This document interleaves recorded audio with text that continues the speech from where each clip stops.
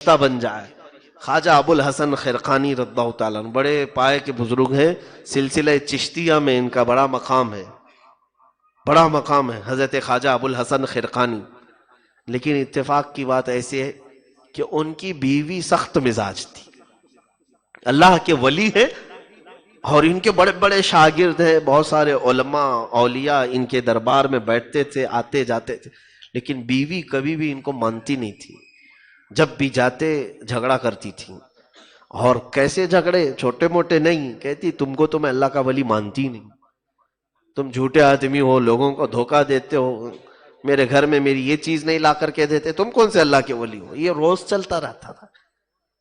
ایک مرتبہ ایسا ہوا کہ کچھ لوگ بڑی دور سے، یہ کون خواجہ ابو الحسن خرقانی جانتے ہیں آپ؟ ان کا جبہ لے کر محمود غزنوی نے دعا کیا تھا اللہ کی بارگاہ میں تو ہندوستان فتح ہوا تھا۔ یہ وہ خواجہ ابو الحسن خرقانی، ان کی بات میں کہہ رہا ہوں۔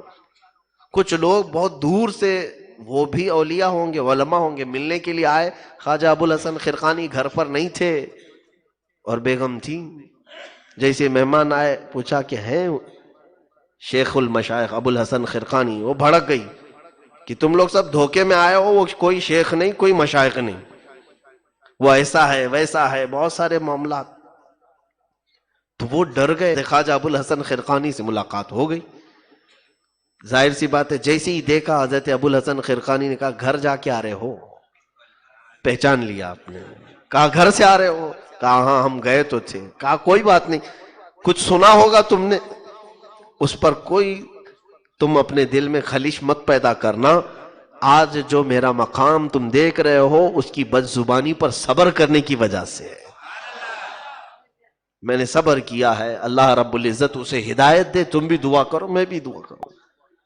تو آپ نے وہ تمام جو مشائخ ملنے کے لیے آئے تھے کہا کہ حضور آپ کی کرامتیں مشہور ہیں، کہ ایک بد زبان عورت کو آپ اپنی کرامت سے قائل کیوں نہیں کرتے؟ یہ بھی بڑی بات ہے، آپ اپنی کرامت سے خاموش کیوں نہیں کرتے؟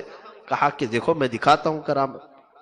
آپ آسمان پہ اڑنے لگ گئے، ہوا میں اوپر چلے آئے اور اپنے گھر کی چھت کے اوپر بھی پہنچ گئے، اتنے اوپر کہ نیچے سے صاف تو نظر نہیں آ رہا تھا۔ تو محلے میں سب جمع ہو گئے، مشہور ہو گئے کوئی اللہ کے ولی آسمان پر اڑ رہے ہیں اور ہوا میں کھڑے ہیں، وہاں وہ عبادت کر رہے ہیں۔ یہ اولیاء کا تصرف ہے، عقل میں آنے والی بات نہیں ہے، اولیاء کی کرامات ہے۔ تو محلے میں سب جمع ہوئے، بیگم بھی باہر آئی، بیگم نے بھی دیکھا، کہا ہاں اللہ کے ولی تو یہ ہیں، میرا شوہر تو جھوٹا آدمی ہے، وہ تو مکار ہے، ایسا ہے ویسا ہے، حقیقی اللہ کا ولی تو یہ ہے۔ تو آج آنے دو میں بتاتی ہوں، آج میں نے ایک سچے ولی کو دیکھا ہے۔ تو حضرت خواجہ ابو الحسن خرقانی تھوڑی دیر کے بعد دوسری جگہ سے اتر کر کے گھر آئے، آتے ساتھ وہ نو دو یعنی ایسے چہرے کے ساتھ شروع ہو گئی جو کینچی تھی۔ کہا آج میں نے حقیقی اللہ کے ولی کو دیکھا ہے، تم کون سے ولی ہو؟ کبھی میں نے کوئی کرامت نہیں دیکھی تمہاری، لوگوں میں مشہور کیے ہو اللہ کا ولی اللہ کا ولی۔ کہا کہاں دیکھا؟ آج ہوا میں اڑ رہے تھے، عبادت کھڑے ہو کر ہوا میں کر رہے تھے، وہ اللہ کے ولی ہیں۔ آپ نے کہا مسکرا کر کے بیگم وہ میں ہی تو تھا، تو ہونا ہی چاہیے قائل ہو جائے۔ تب تو کہنے لگی اچھا اس لیے تو آڑا تیڑا اڑ رہے تھے آپ، اچھا آپ تھے اسی لیے تھوڑا سا ٹیڑا ٹیڑا اڑ رہے تھے۔ یہ ہے عورت کو قائل کرنا، دنیا کا ایک بڑا چیلنج ہے، ایک بڑا چیلنج ہے۔